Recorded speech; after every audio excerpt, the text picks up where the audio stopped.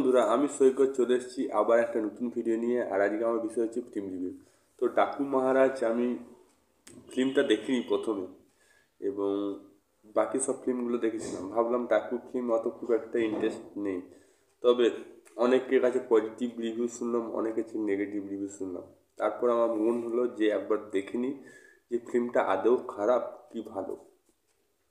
এবার যখন আমি ফিল্মটা দেখলাম, খুবই সুন্দর গল্প, যেটা প্রথম হাফে একদম বোঝা যাবে না গল্পটা কী, বাট সেকেন্ড হাফে ব্যাপারটা পুরো ক্লিয়ার হয়ে যাবে। গল্পটা কি সেটা নিয়ে বিস্তারিত বলবো, তাছাড়া পজিটিভ দিক নেগেটিভ দিক সেটাও বলবো, এবং নিজস্ব মতামত পেশ করব। তো কথা না বাড়িয়ে লেটস স্টার্ট।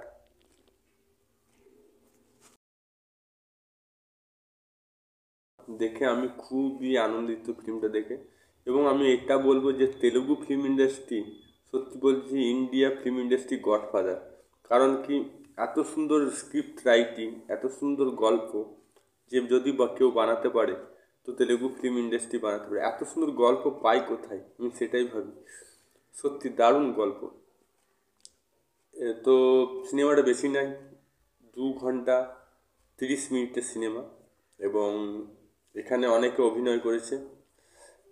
তার মধ্যে হিন্দি অভিনেতাগুলো বেশি আছে তেলুগু সিনেমাতে।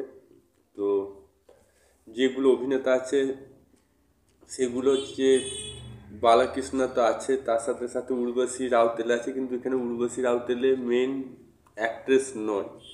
এখানে উর্বশীকে কিছুক্ষণের জন্য ব্যবহার করা হয়েছে, তবে যেগুলো মেন অ্যাক্ট্রেস সেগুলো আপনারা দেখতে পাবেন সিনেমার শেষ দিকে।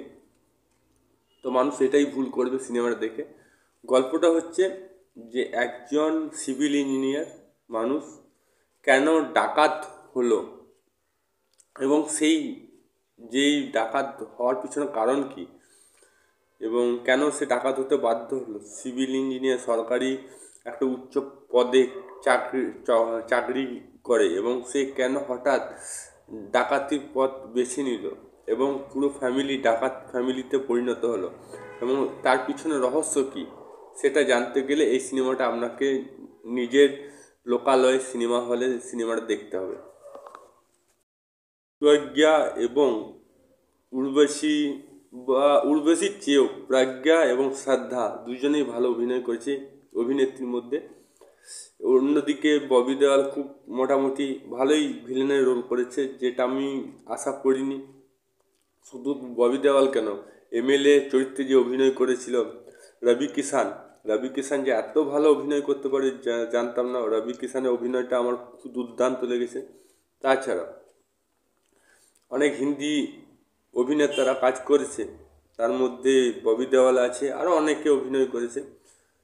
তো এটা একটা মধ্যপ্রদেশের ঘটনা, মধ্যপ্রদেশের লোকেশনেই যতদূর সম্ভব সিনেমাটা শ্যুট হয়েছে, এবং তাকে পুলিশ কেন ধরার চেষ্টা করছে, ডাকু সরকারকে, এবং সে কীভাবে ব্যাপারগুলো হ্যান্ডেল করছে, এটা নিয়ে গল্প।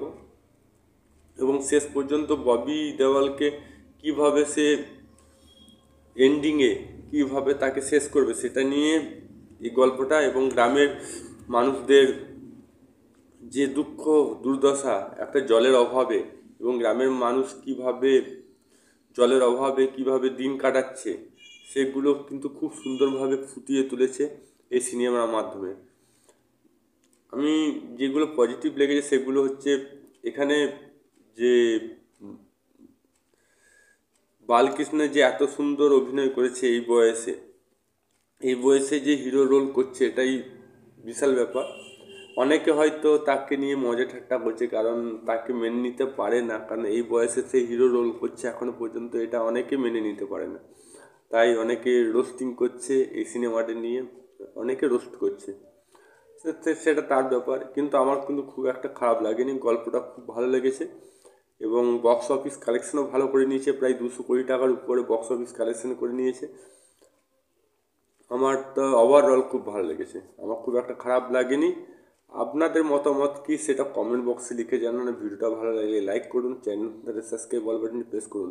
আবার দেখা হবে নতুন কোনো ভিডিও নিয়ে। ততক্ষণ জয় হিন্দ, জয় ভারত, ভালো থাকো, সুস্থ থাকো।